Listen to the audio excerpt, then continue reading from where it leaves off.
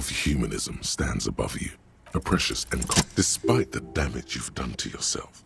The title appears lodged in your hippocampus. This is Her Innocence, Dolores Dei, the innocence of humanism, internationalism, and the welfare state. Perhaps the most famous human being ever to have lived. No amount of Commodore Red can wipe her sad smile from your brain thing. It has survived the deluge and haunts you still, and will haunt you forever as it haunts all men. The highest category of historic individual, an embodiment of the world spirit. More, an innocence is elected to office by the founding party, a precedent that has taken place a mere 6 times in the entirety of history.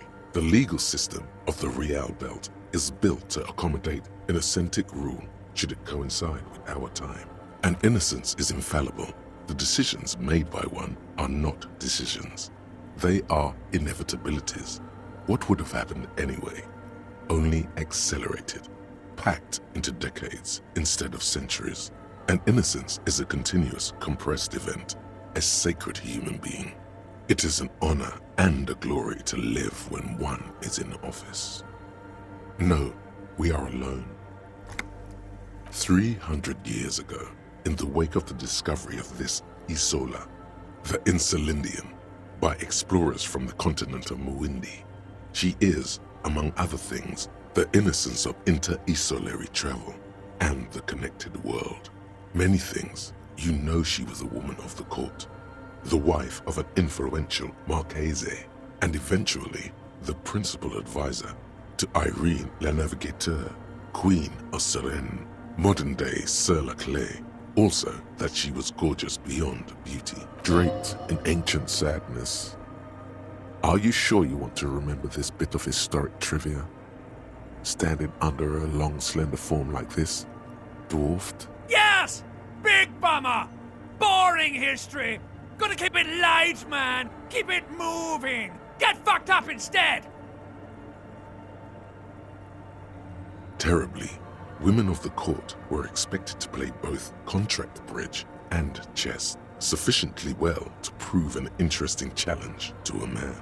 A simple grasp in matters of philosophy, theology, and science was encouraged. She was, by all means, a kept woman. She made the most of her position in the antediluvian court, a court visited by the most prominent thinkers and artists of the day. In secret, she was becoming the era's preeminent philosopher of the state. A scalpel, a piercing gaze. She was an almost preternaturally magnetic and intelligent individual. To her contemporaries, she appeared out of time, a messenger from the future of the species. We all fell in love with her, head over heels. Even before she was declared an innocence, her influence was tremendous. It was on her advice that Irene La Navigateur sponsored a number of voyages into the Pale. A costly, often tragic endeavor, ultimately vindicated by the discovery of the new world, the piece of reality you're standing on. She was crowned 2 years after the first expedition returned, setting in motion what is widely considered the greatest era in history. The DeLorean era. Wow, indeed. When her innocence was declared, and the queen she had advised for years fell on her knees before her, she was so overcome with emotion that her lungs started glowing in her chest.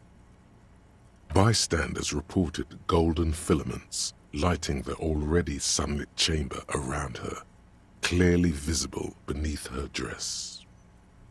That is why the lungs are the symbol of love for the cultures of the Real Belt.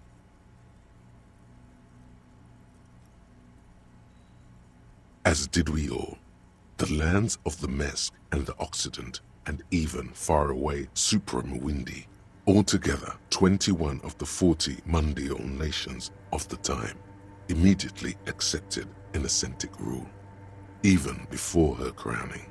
In a city called Advesperaskit in Vespa Messina, her homeland, the name of the city means evening comes, but it happened on a winter's morning, with the canals frozen and slush falling out of the sky. She was dressed in a white and pearl dress on an emptied-out plaza with the crowd far away. Already, her terriers, the secret servicemen of the Innocence, were worried about an assassination attempt. Oh yes, she looked like humanity's young mother, a perfect mother, insultingly beautiful. It was as if her face and shoulders and hands were covered in a soft down of underfeathers. You know this well, very well. Midwinter snow was beating the cobblestones around her. A small attaché of officials stood by as her terriers placed a white gold wreath on her head. The crowning was mostly witnessed by secret servicemen. One of the men in this secret service killed her 22 years later. A young man who had come to suspect that Dolores Dei was not entirely human, but something else. Something that had walked in our midst, watching us stumble for hundreds, if not thousands of years, until it decided to interfere in the course of our history. We were supposed to come up with this ourselves. The man was reported to have screamed at the Innocence. Dolores Dei was shot in the chest with a fowling piece 8 times. The man, thought to be insane, said he once touched her and her body had been unnaturally warm, like a furnace, and that sometimes, while on duty, he observed her forgetting to breathe for over 10 minutes. This inhuman quality was witnessed by many others as well, glowing lungs and all. It is commonly attributed to mass hysteria and religious psychology. Terrifying is a term too emotionally charged for your semantic memory, or what remains of it. Terrifying. It's a simple word. She was bad for humanity, and you shouldn't have started thinking about her. You already do. Although she is often considered to be the greatest human being to ever live, there was something ominous about Dolores Dei, constantly surrounded by her terriers. She was the most socially secluded and least self-aware of all the Innocences. Some modern thinkers would consider her a war criminal for the campaigns she waged against the Mesk state. And then there were the resettlement programs. The Mesk state tried to detach itself from Innocentic rule. Parts of the world were experiencing whiplash from accelerating into secularism. Her mandatory education programs and mass resettlement of upstream Marguerite were problematic as well. Dissenters were suppressed by a military force she called the Army of Humanity, suggesting those who fight against it are not part of humanity. She adored chess, yes, but also military war games. Dolores Dei often holds a tiny tin soldier between her index finger and thumb in icons such as this. She was also blonde, the blondest woman you have ever seen, with green eyes the color of the Pacentic, mare interregnum. Little is known of her Marchese husband. It's as if he vanished from history after completing his role, which was to introduce Dolores Dei to court. In conclusion, yes, there is something lonely, paranoid, and even terrifying that people seldom mention, but feel when they think of her. This subtle terror is part of her iconography. Lieutenant Yefreiter, you've stood there for over 5 minutes. What are you thinking of, if I may ask?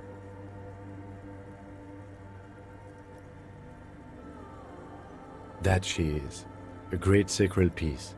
I wonder what we are doing here, however. In this church, I mean. The coast in general. We shouldn't linger. This isn't a good place to get lost in. Yes, we all are. Her name, body, and rule are synonymous with humanism. The laws we enforce are Dolorian in origin.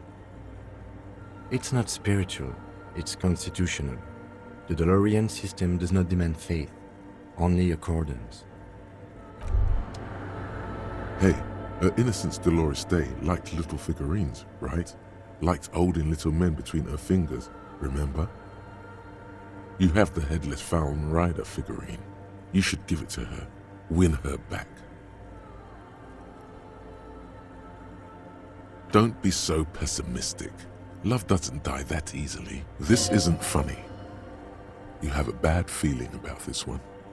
So very, very, very nifty. Nifty and mysterious. This is surely what the figurines are for.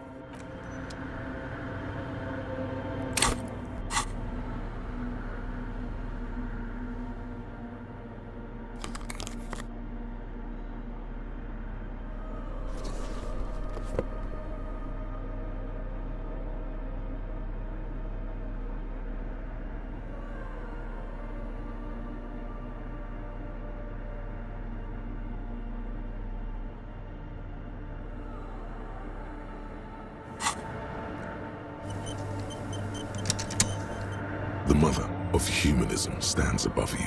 A precious and a jigsaw of broken shards falls into place in front of you. A ghostly reconstruction of the stained glass window. Before it was shattered, there was an older woman beneath the younger one. And a text, a light motif below them both. Unknown. Something during the raid the lieutenant mentioned. Or just hooligans looking for something to break. The escutcheon on her throne says, Irene the Navigator. She is depicted as an older woman wearing thick-rimmed eyeglasses, holding a golden Reichsapfel in one hand and a scepter in the other. This is the queen her Innocence Dei advised. Above, she herself is whole. Small figures of wise men, common men, worshippers walk up the stairs to stand at her feet. Secret servicemen, 30 years, stand in a row guarding her. It must have taken years to produce this work in all its dizzying detail. Below both women, in luminous black letters, Après la vie, mort. Après la mort, la vie de nouveau. And then, along the left side, Après le monde, la gré. Après le gré, le monde de nouveau. After life, death. After death, life again. After the world, the pale. After the pale, the world again. This is the great leitmotif of humanism, a summary of the effect of the discovery of this isola, the Insulindian, on human thinking. A tremendous sea change akin to finding life after death. Death, life again. After the world, the pale. After the pale, the world again. This exaltation is common in Dolorian sacralism. In the early years, it was even incorporated as the RCM slogan. No more, however. It was deemed subservient to use a strongly moral intern-related motto. We already suspected of bootlicking. The sentence was also seen as too feminine. It was a macho thing. Justice, union, prudence, and force.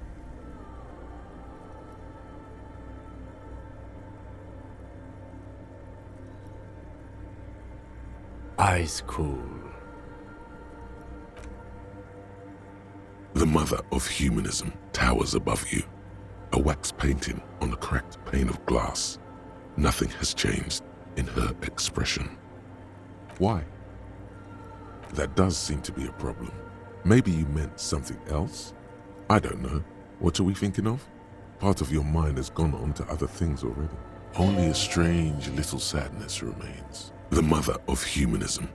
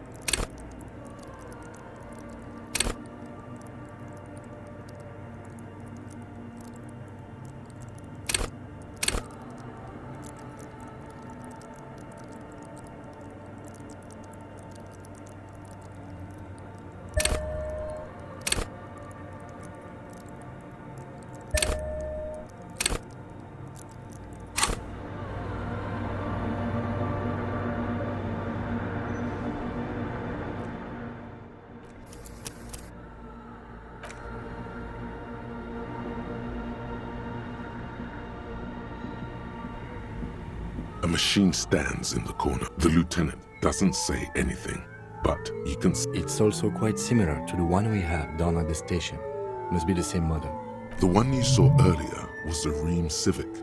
This is the Ream Prefect, a model number RC7024, equipped with a Feld mainframe and a Ream-compatible interim printer.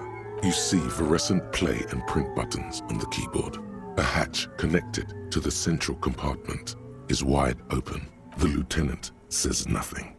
You see the machine's glowing frame reflected back from his diamond-shaped glasses. You're free to proceed. Behind the hatch sits a cube-like crisscross of filaments, smoldering in the dark like fireflies. Silver tape on the side says, in black marker, log, February to March. Another filament memory. Press play to talk with the repeater. The speaker comes to life. Static seeps through the machine's planar magnetic driver. An old lady greets you. Her voice sounds 100 years old. Good afternoon, Fortress Accident on Saint-Brune. This is the East Insulindian Repeater Station 1. Please repeat.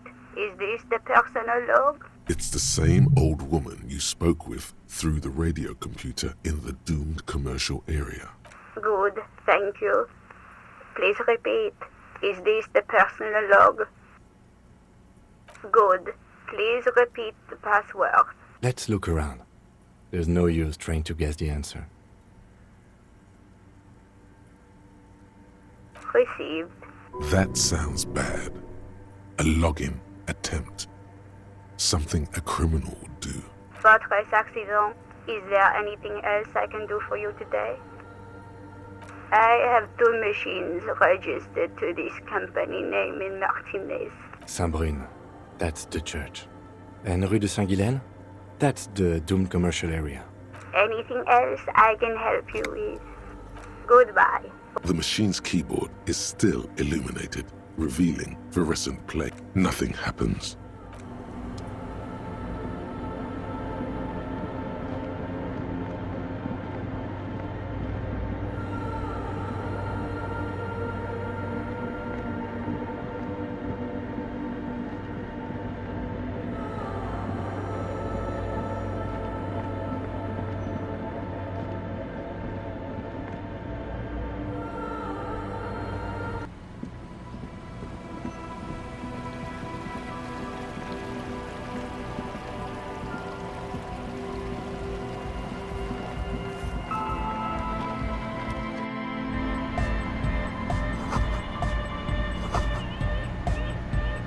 Hi again.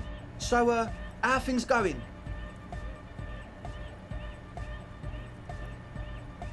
And?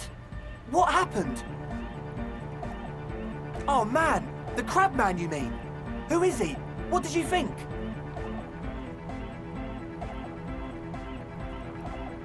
Really? Interesting. What's he doing in the church?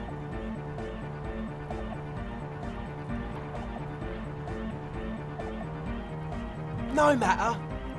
Is he gonna be a problem? Yeah, Noid is right. Let's get back to the point. What are we gonna do about him? These guys will never catch him. You will never catch him. There's nothing to do.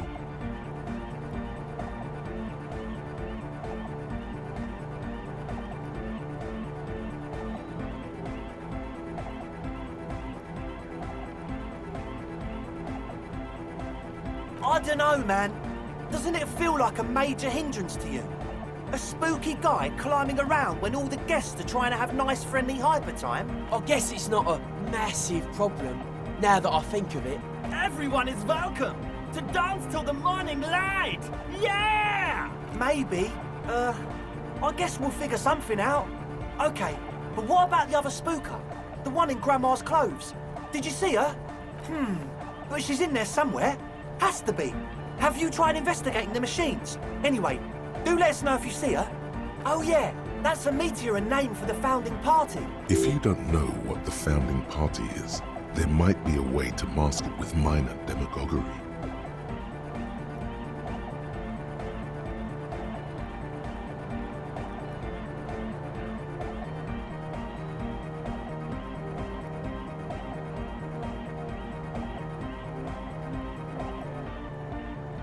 Come to think of it, I've never really looked them up, you know?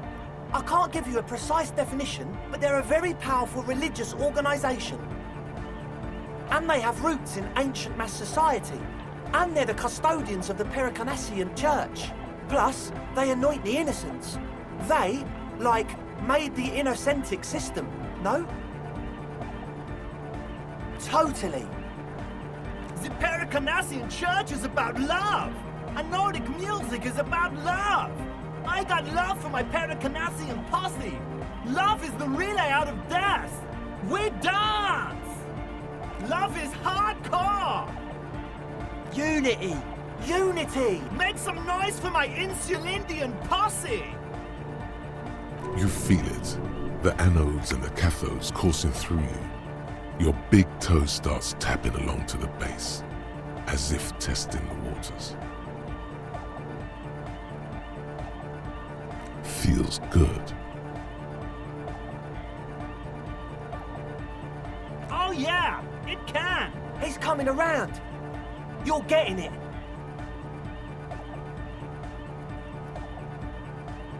Yeah!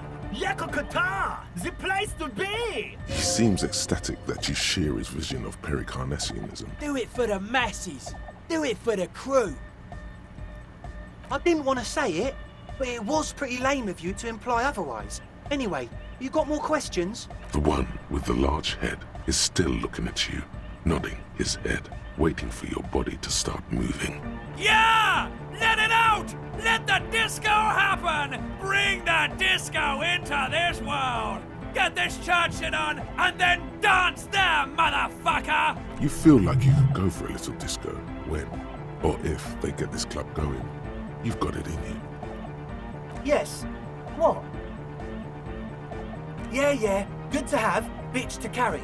When I first scouted the place, I did some reconnaissance. I'm not sure the church even has running water. Oh. It's the one they sell at the fuel station. It's like he's lying to you, my liege. But he's slippery enough that there's nothing for you to grab hold of. He nods enthusiastically, no doubt a little relieved.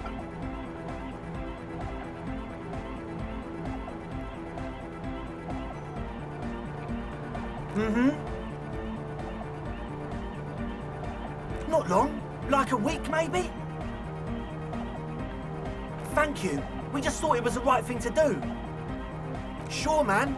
Tell us what you want to know. As always. A young man with peroxide blonde hair holds up a Harman Waushi tape player, as though you're supposed to be sharing some tremendous evangelical secrets. Hardcore!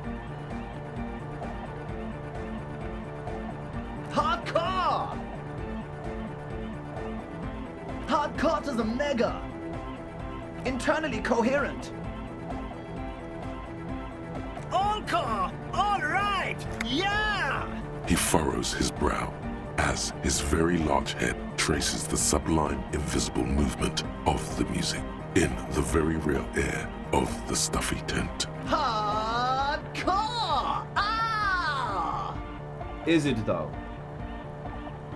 But is it? I mean, really? Feels like you should reply with the very pinnacle of idiocy here, so that things get totally transcendent. But you haven't gotten there yet, so you don't know what to say.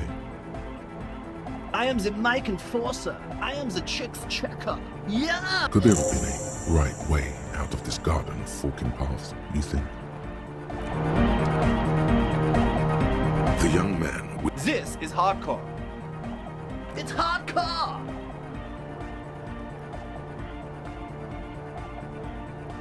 Skibbity, skibber danger. I am the rearranger. your cop training did not prepare you for this. What to do? Back to the head. Hardcore! It's hardcore! Skibbity, skip. Your cop The club. True! Hardcore! Hardcore to the mega! Internally coherent. All core! All right! Yeah! He furrows his Hardcore! Ah! Is it though? One mind, one spirit. The club. true, hard, internally coherent. All car! He furrows his... Hard. Is it though? But is it? Feels like you should reply with the very pinnacle of idiocy here. Under the radar. True, hard, full, it's hardcore. Skip Your true, hardcore to the mega. Here comes the night. So yeah, it's good you talked to Andre first. Gave me time to get a reading on your sign. Can't really talk to people before you get a reading. This young speed freak seems to know a lot about signs.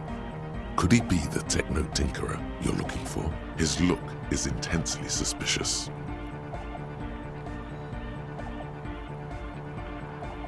A sticker? You mean the yellow one?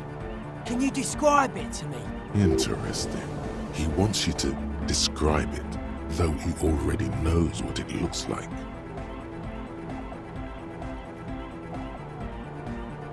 Good, good. What did you want to know? Yes, you're the 23rd person to get it right, and I've asked 23 people. Looks like it's a dead guy smiling to the entire human race. We're all the same.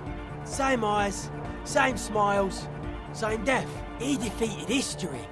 We are living in the age of history, and in the eyes of history, we are always already dead. How can we ever smile then? Because history is a lie, and so are its deaths. The present moment and life are the hardcore. Or maybe he's not dead. Maybe he's just really ecstatic about the beats. Or drugged out of his mind, come to think of it. Or drunk, or in a clinical coma, or glad to be dead. But those versions suck. Simplicity was brought to us by classical solarist modernism. Well, hardcore is not tasteful or outwardly harmonious. The sticker, the clothes, the music, same thing. It is. I guess one could write an entire treatise on the thing. But what for? The hardcore aesthetic is esoteric. It's not meant to be discussed with the law at this moment. It's not easy to reach a harmonic resonance of signs with... Yes, further sign matching would do good for us. One way to achieve this would be by getting us into the church. Don't think so. Big bad frequencies are extremely negative. Thought suppression, dream implantation, memory revision.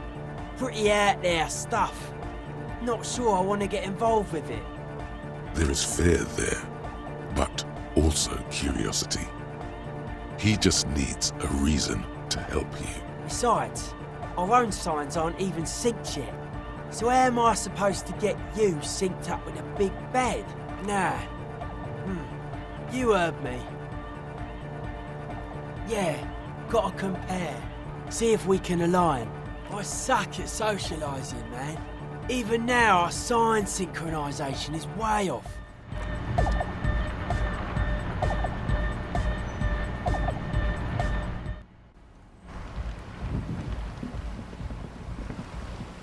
The shaggy-haired girl kneels on the sea ice. She looks up as you approach. So you talked to my associates, right? Are you going to help us? With the church, I mean. Great. Let us know if there's any progress, will ya? My associates? I haven't got much to say about them. Of course I do. I just don't tell people about my friends and who they are and so on. I don't provide information on them. To the cops. Me? I'm a silver bird. Don't know what makes you think it'll be any different later, but... It's supposed to become, like, a club for anodic dance music, like that new style of synthesizer stuff they play at the Palaceum. Except that... yeah. The floorboards are twisting, and the shooting beams are slowly cracking, like bones. Far east of the Golden Delta, beyond the industrial port, there is a black patch of unlit coast with the smallest creatures on the ice. There will never be a club for anodic music here. Not in a million years. You know, anodic, cathodic, music that's made with electronic instruments, synthesizers and tape consoles, microcomputers too. Anything that uses electricity, but isn't guitars. Also found sounds, stuff like that. You see clear, beautiful, violent flashes of light. Light cutting through a smoke-filled darkness. That is what the future will look like, if it ever comes. You know, anodic, cathodic, music that's made with electronic instruments. What do you need to know? Go ahead.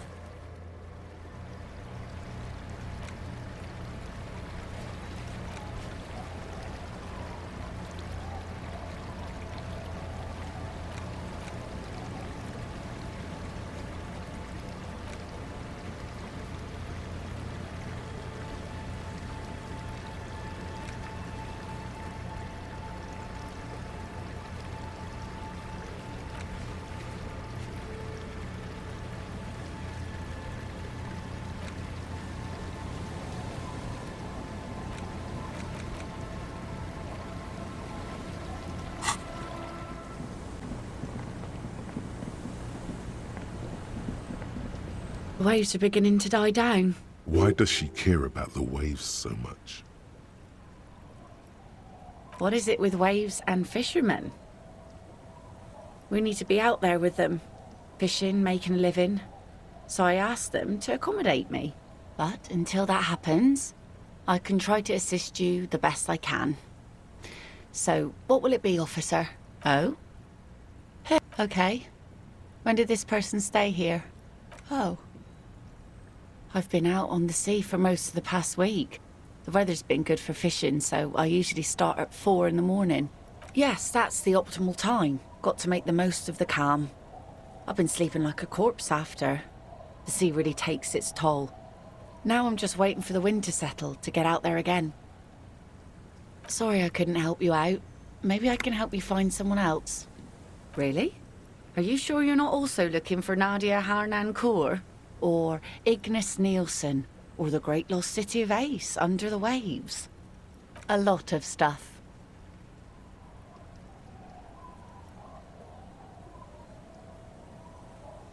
Oh, there's plenty missing. But that's too much for even an eager terrier like you to handle. Although you seem very thorough. Tell me, instead, is there something else I can help you with?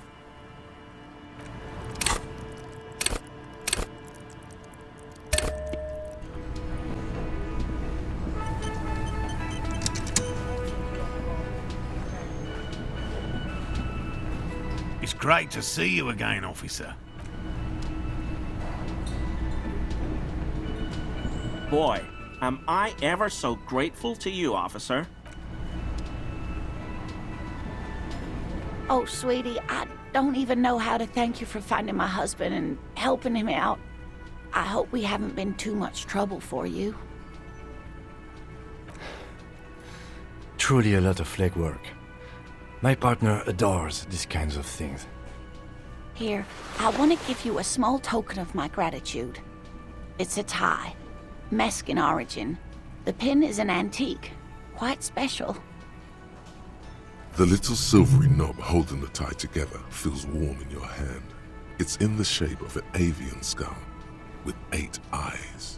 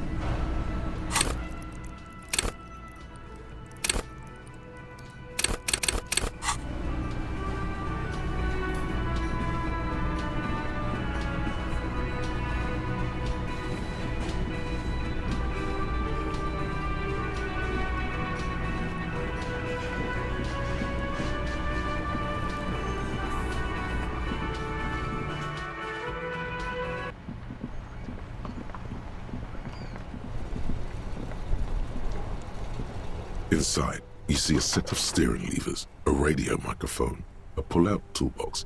This is Precinct 57. How may I assist you? Yes. It took some convincing, but I got the mercenary's name and a few biographical details. Are you ready? The lieutenant leans in to listen, notebook in hand. That suit of armor was issued to an Oranese citizen named Ellis Kortenaer. That's E-L-L-I-S K-O-R-T-E-N-A-I-R. Exact date of birth, unknown. He was signed into the Lelystad County Neonatal Care Unit on 28th of February, 09. He was found as a newborn in a leaf compactor near an abandoned farm. He spent 4 months in the neonatal unit, survived apparently, and was assigned to a foster family at 2. This is what the ICP knows about him. He was raised by foster parents, entered the East Brand Military Academy in Vredefort at 17, then served in the Oranese forces till he was honorably discharged in 41, just a year before the Seminese conflict. Then the armor followed him to Seminine, or at least I assume it did. And that's it. There are no records of his employment in Crenel, or any of its other incarnations, or him even entering Revachol. It's a garden tool used to press leaves into these cubes. It's a detail the hospital had, the only detail in these files. So I thought it would be good for you to know. It is. Thank you, Alice. None, officer. Sorry. Even that is a small miracle. These organizations usually double-check their inventory. Thank you, Alice. Great work. No problem, Lieutenant. A compliment from Lieutenant Kitsuragi. Not bad. The name. This is very good. Ellis Kortenaer. This means something to him. To know that name. Like naming a case. It's important. Sometimes police work is about human dignity. About giving back names to anonymous victims. I'm glad the inquiry was helpful to your investigation, officer. Did you have any other questions? Just a second, officer. Sylvie Malaika on the line for you, officer. Yes. Hello? Oh, great. What else do you need, detective?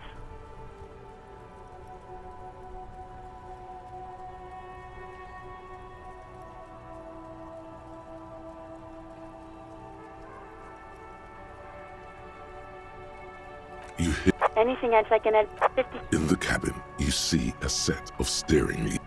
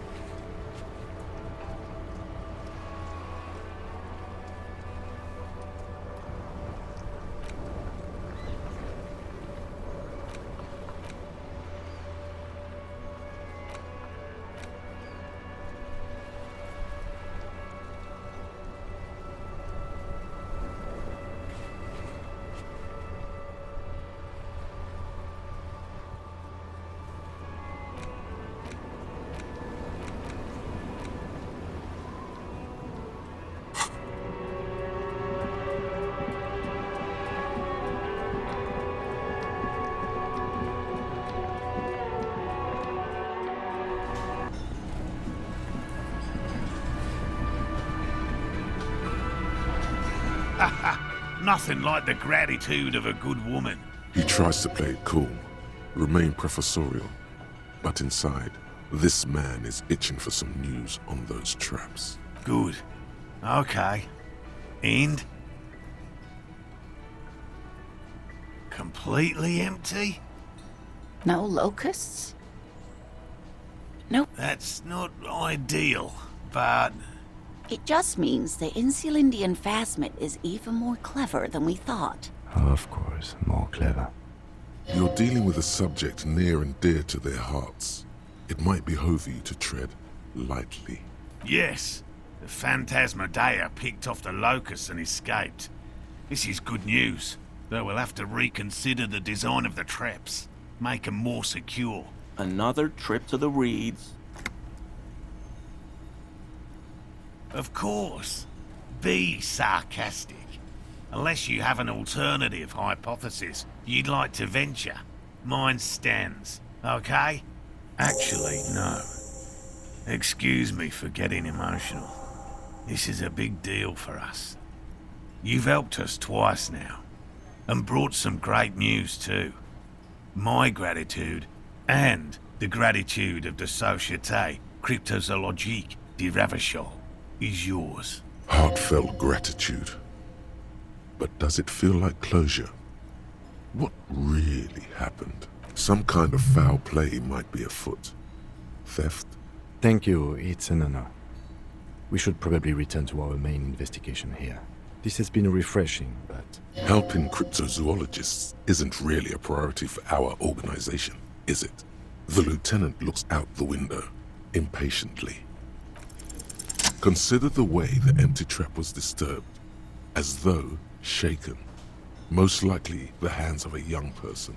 Hands small enough to fit inside the trap, too. You should ask the red-headed boy, Kuno.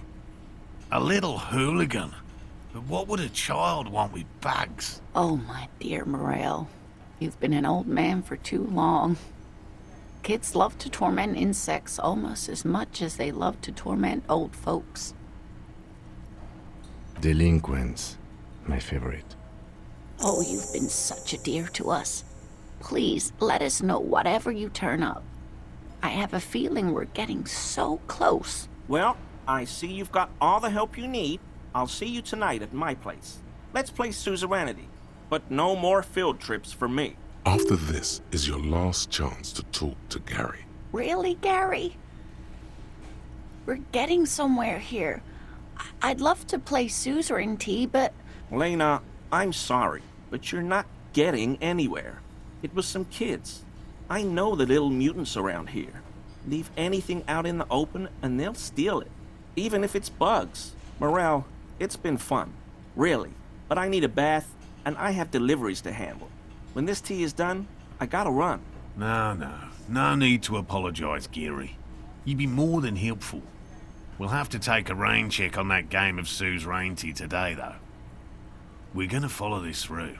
The first man to break formation is always a blow to leadership. This is bigger than he lets on.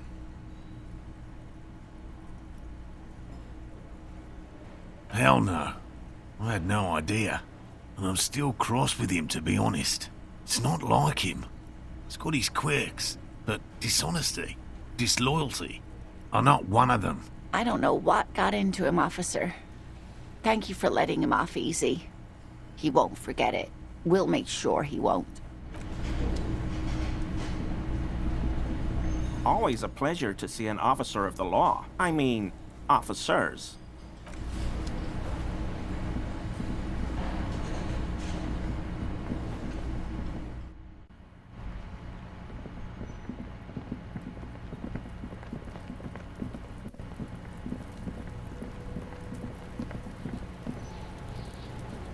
Kuno saw you wield that can. Sweet graffito action, pig. Kuno likes that delinquent shit. Kuno's part is, you're just shit at life. Now what's your case with Kuno? No, Kuno doesn't give a fuck about bugs. So he knows locusts are bugs. Oh my god, I told you that shit is lame! Shut up, see. Now they're gonna take you to lame prison! She sounds like she's about to cry, out of disappointment at Kuno's newfound lameness. Deny everything, Kuno. You need to lawyer up. Kuno's not gonna say anything without his lawyer present. There's definitely something going on here. Remember his pig's head shack? You should check it out. Kuno...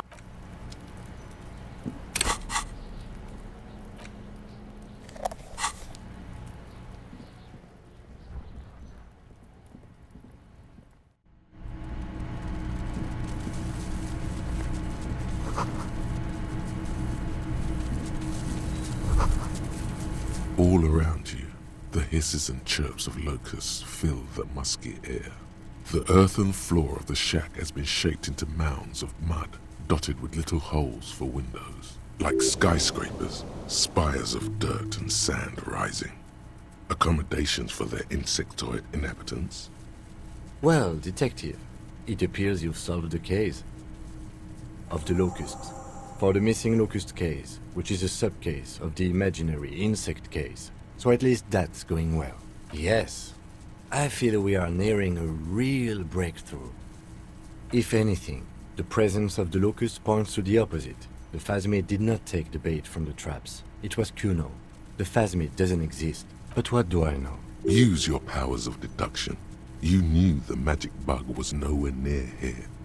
The phasmid is impairing your judgment. I'll let you handle the Kuno side of things.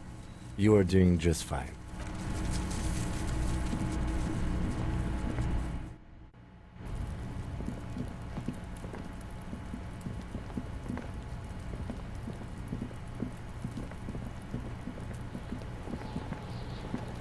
Fuck, does Kuno care?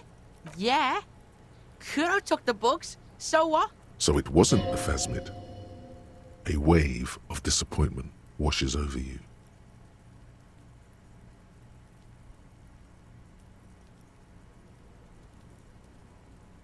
Yeah, well, Kuno's all you got, bitch. It's not Bugtown. It's the city of locusts. Locusts aren't just bug shit. They come out of the sky like a fucking shadow. Shit descends. Stop! You stop. It's like their fucking night. Locust City, Night City, City of Rage. There's a tug of war over the name of his fantastical city. It's almost too big for his imagination. The girl forces herself to watch again, the corners of her eyes twitching from discomfort. The lameness is causing her physical pain. The damage may be permanent. Kuno, the pig wants to help you. Oh, that's how lame it is. Please just don't say you're... An artist? Maybe I am an artist. You hear that, everyone? I'm a fucking artist now. Did he just say I? Kuno usually calls Kuno, Kuno.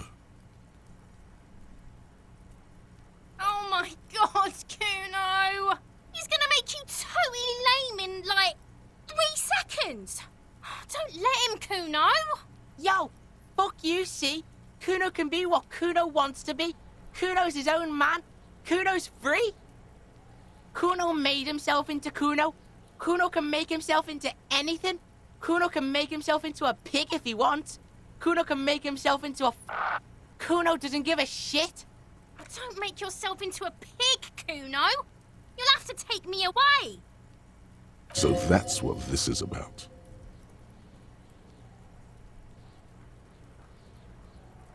I don't believe you. For once, the boy is lost for words. He turns completely red now, with splotches of white beginning to appear across his face. Use this momentary confusion to take control of the situation.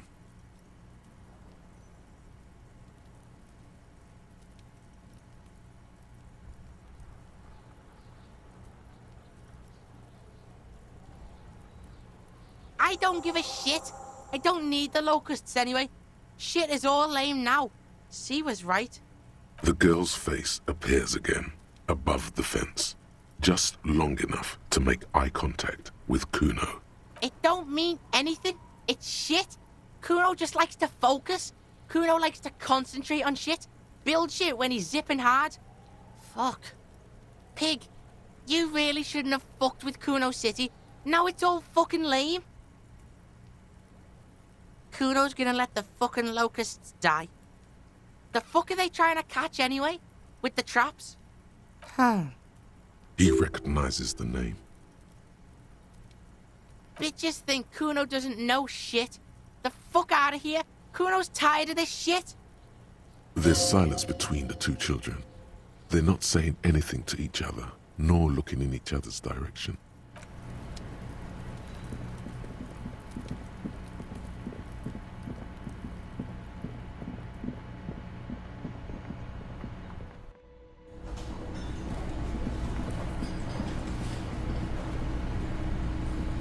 Hello, officer. I think I almost... So it was just a child. Thank you for telling us, sweetie. This is good news, right? It means we can try again. She acts chipper, but something's changed in her tone. A hidden worry. Something is secretly gnawing at her confidence. It's not this Kuno kid or the missing locusts. It's something else. Yeah, you're right. We just need to restock the empty trap. Then we'll need to inspect the traps one more time.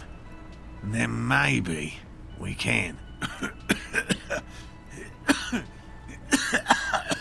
He has a 38-degree fever.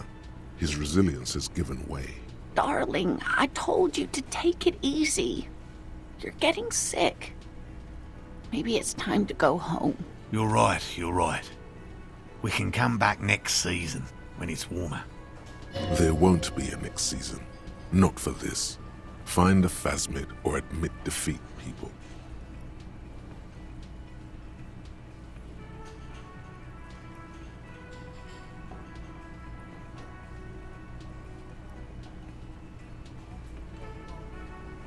We are getting really carried away with this, aren't we?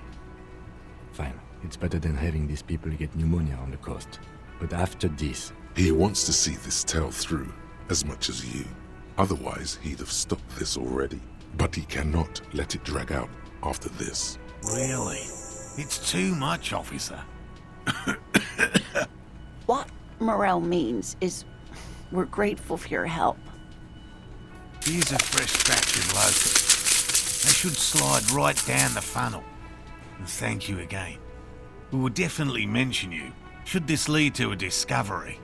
I'm not talking co-discovery, of course, but... Wow. Co-discovery. You'd be famous. You'd show them all. This does tingle the pleasure center. This would show them all. We need to get you on that list of discoverers. No question about that.